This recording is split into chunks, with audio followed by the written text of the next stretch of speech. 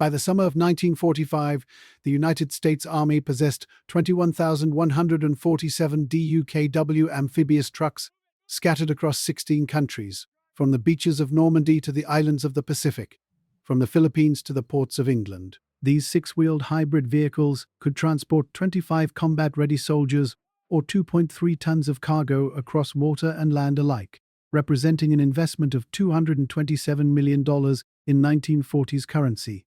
Yet within 5 years of victory, more than 90% had vanished from military inventories. What would become of these ingenious vessels that had revolutionized amphibious warfare? The answer reveals a tale of bureaucratic disposal, foreign service, civilian conversion, and a survival rate that would astonish even their designers. The DUKW, affectionately known as the DUK, emerged from a 1942 collaboration between the National Defense Research Committee and yacht designers Sparkman and Stevens. Built upon the proven GMC CKW 6x6 truck chassis, engineers sealed its hull and added a propeller and rudder, creating a vessel that navigated seas at 6 miles per hour while maintaining 50 miles per hour on highways. Production began at the Yellow Truck and Coach Manufacturing Company plant in Pontiac, Michigan, in November 1942, with a secondary facility operated by Chevrolet in St. Louis, Missouri. Each unit cost $10,750. Between November 1942 and August 1945, these two facilities manufactured the entire fleet of 21,147 vehicles. The Pontiac operation produced 14,399 DKWs, while St. Louis contributed 6,748 units. At peak production during 1944, General Motors delivered 11,316 vehicles, averaging approximately 31 DKWs per day. This remarkable output employed 4,200 workers across both facilities, operating round-the-clock shifts. The DUKW proved instrumental during Operation Overlord, where more than 2,000 ferried troops and ammunition from transport vessels to the beaches of Normandy on June 6, 1944. Throughout the Pacific Campaign, they delivered critical supplies across coral reefs where conventional landing craft failed. The vehicle's designation revealed its specifications. D indicated the design year of 1942, U denoted utility classification, K signified all-wheel drive, and W represented dual tandem rear axles. Powered by a GMC 270 cubic-inch inline six-cylinder engine generating 94 horsepower, each DUKW measured 9.5 meters in length and weighed 6.2 tons empty. Its revolutionary tire pressure control system was the first to allow drivers to adjust inflation from the cabin, enabling transitions from hard road surfaces to soft beach sand without stopping. Then, on August 15, 1945, Japan surrendered, and the DUKW fleet suddenly faced an uncertain future. The post-war dilemma confronting military planners proved unprecedented in complexity. Congress slashed the War Department budget by 87% between fiscal year 1945 and 1947, reducing allocations from $83 billion to $11 billion annually. Simultaneously, public pressure demanded rapid demobilization of 12 million servicemen. The DKW presented particular challenges. While battleships and bombers garnered congressional attention, these utilitarian workhorses occupied an ambiguous category between transport vehicles and watercraft. Annual maintenance costs for stored DUKWs exceeded $180 per vehicle, totaling $3.8 million annually for the entire fleet. The Army possessed adequate conventional trucks for peacetime requirements, while the Navy expressed minimal interest in maintaining hybrid vessels unsuited for blue water operations. Storage facilities at depots from Fort Eustis, Virginia, to Oakland Army Base, California, overflowed with tens of thousands of surplus vehicles competing for limited space. Military planners confronted three constituencies with divergent objectives: logistics officers advocating strategic reserves for future conflicts, congressional appropriators demanding immediate cost reductions, and civilian manufacturers seeking surplus equipment for commercial ventures. Between September 1945 and June 1946, the War Department conducted assessments categorizing each DUKW's condition and strategic value. Vehicles were classified into 4 groups: operational units suitable for immediate deployment, serviceable vehicles requiring minor repairs, hulls needing substantial overhaul, and examples damaged beyond economical restoration. This evaluation revealed that approximately 18,400 DUKWs had survived hostilities, with 2,747 destroyed during combat operations or written off due to unrepairable damage. The challenge was unprecedented in military logistics history. For vessels retained in active service, the Army selected approximately 200 WDKWs in prime condition for continued operational use. These vehicles remained assigned to Transportation Corps units, stationed at major ports including San Francisco, Seattle, New York, and Norfolk. Selection criteria prioritized examples with low operational hours, documented maintenance records, and manufacturing dates after January 1944, when production improvements enhanced reliability. Among notable retained examples: DKW serial number 4332945 continued service with the 1st Transportation Battalion at Fort Story, Virginia, supporting amphibious exercises through 1952. Serial number 441567 operated at Schofield Barracks, Hawaii, until 1955, becoming one of the longest-serving active DUKWs in the Pacific Theater. The Army also designated 240 vehicles for engineer units, where they supported bridging operations and river crossings during training maneuvers. These retained units underwent systematic overhauls at Red River Army Depot in Texas, receiving rebuilt engines, transmission refurbishments, and hull inspections before returning to operational status. A substantially larger number, approximately 4,800 DUKWs, entered reserve storage at Army motor pools. The War Department established preservation protocols involving complete fluid drainage, engine preservation with rust-inhibiting oils, battery removal, and tire inflation to prevent flat spotting. Major storage concentrations existed at Anniston Army Depot in Alabama, Sierra Army Depot in California, and Tobyhanna Army Depot in Pennsylvania. Each vehicle received weatherproof coverings and monthly inspection schedules. This strategic reserve represented insurance against future mobilization requirements, maintained at approximately 15% of total wartime production. The reserve program proved remarkably successful. Stored DUKWs retained operational capability for years, requiring only fluid replenishment, battery installation, and basic mechanical checks before returning to service. This preservation strategy would prove fortunate within 5 years. Foreign military sales absorbed the largest single category of disposed DKWs. Under the Lend-Lease program initiated during wartime, the United States had already transferred $2,000 WKWs to Britain, 586 to the Soviet Union, and 535 to Australia. Post-war, additional transfers continued through the Mutual Defense Assistance Program and direct sales arrangements. France received substantial numbers of ex-US Army DUKWs between 1946 and 1952, totaling approximately 800 vehicles. French Troupes de Marine and Naval commandos deployed these vessels during the First Indochina War, operating them along the Mekong Delta and coastal regions of Vietnam. French military records document DUKWs serving until 1957, making them among the longest-serving foreign examples. Specific French DUKW identification number 6745 reportedly operated until 1958 before final retirement. Greece acquired 124 DQWs through the Truman Doctrine Military Assistance Program in 1947, deploying them from Salamis Naval Base for island resupply operations throughout the Aegean Sea.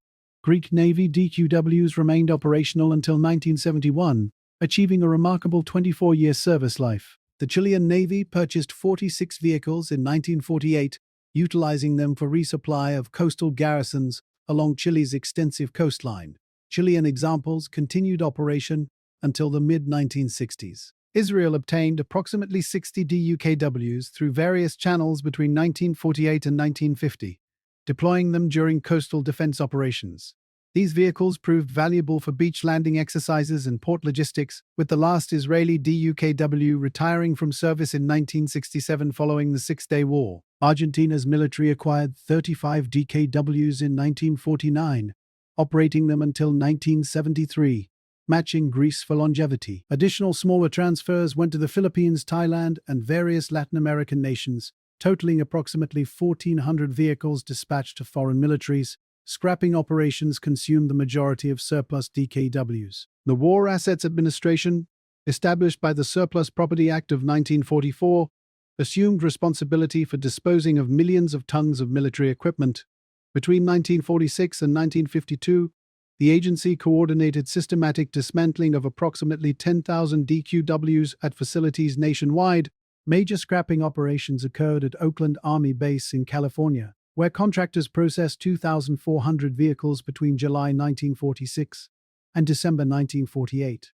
At Fort Eustis, Virginia, 1,800 UKWs underwent dismantling between 1947 and 1950.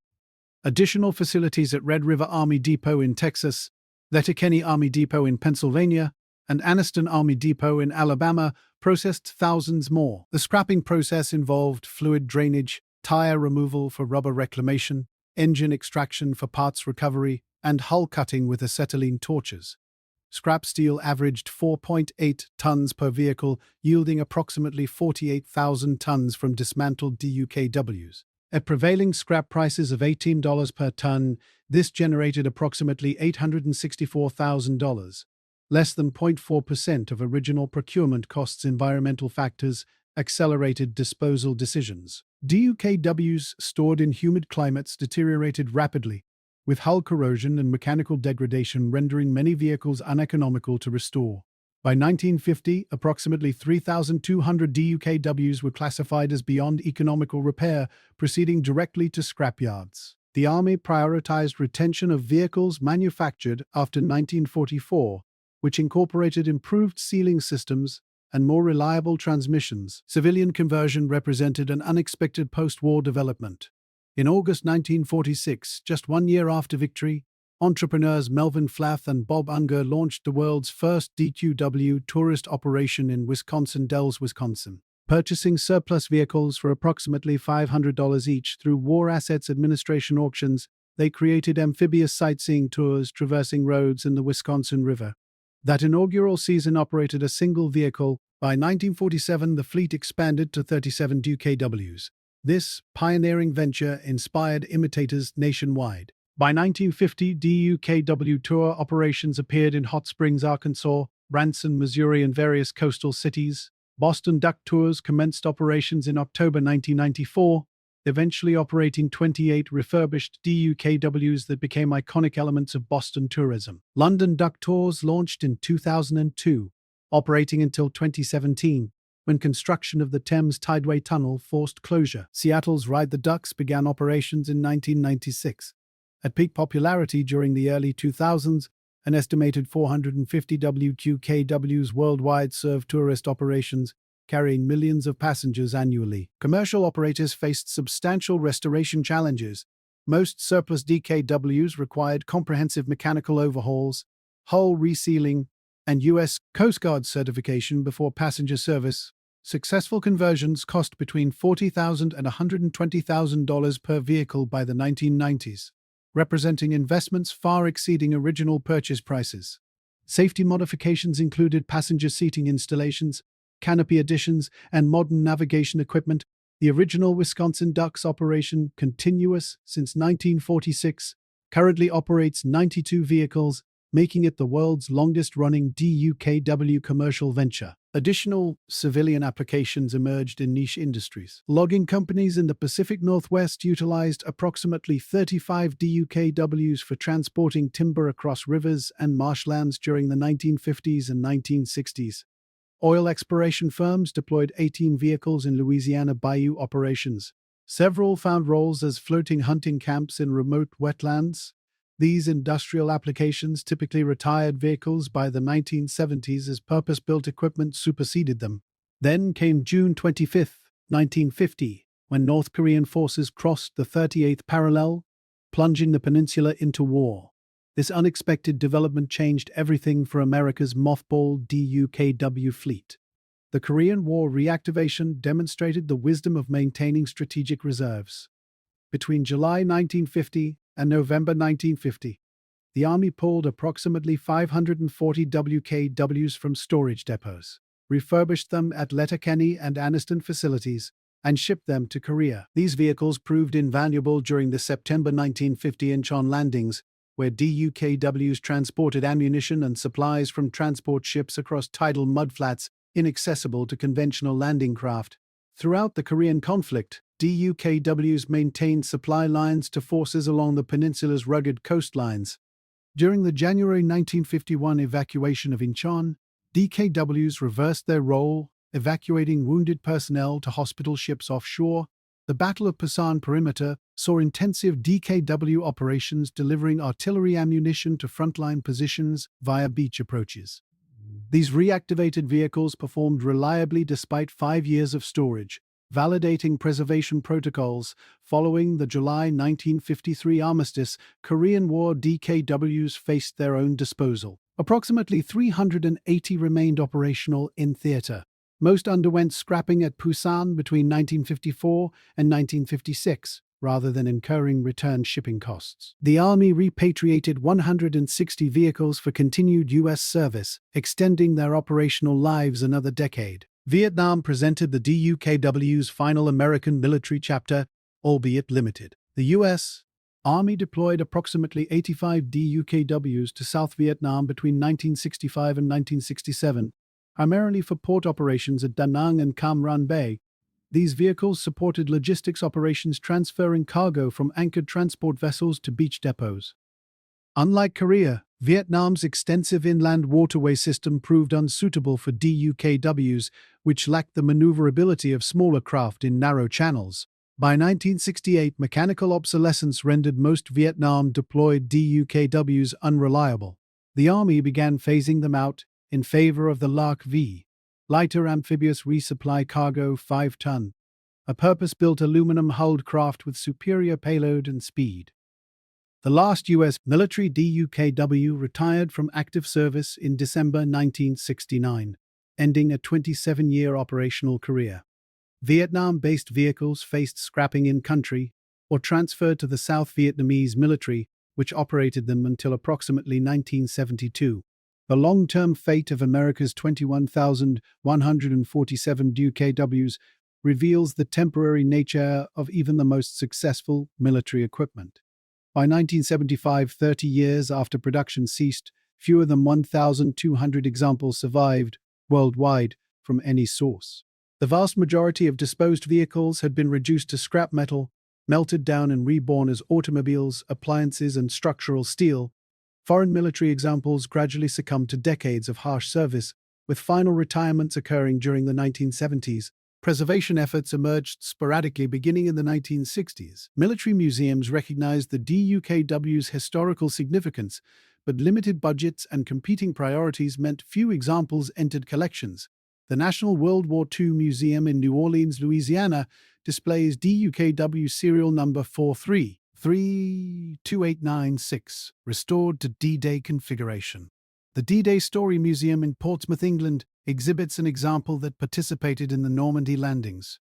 The Imperial War Museum, Duxford, maintains a running DUKW for demonstration purposes. Across America, approximately 85 DUKWs reside in military museums, historical societies, and private collections.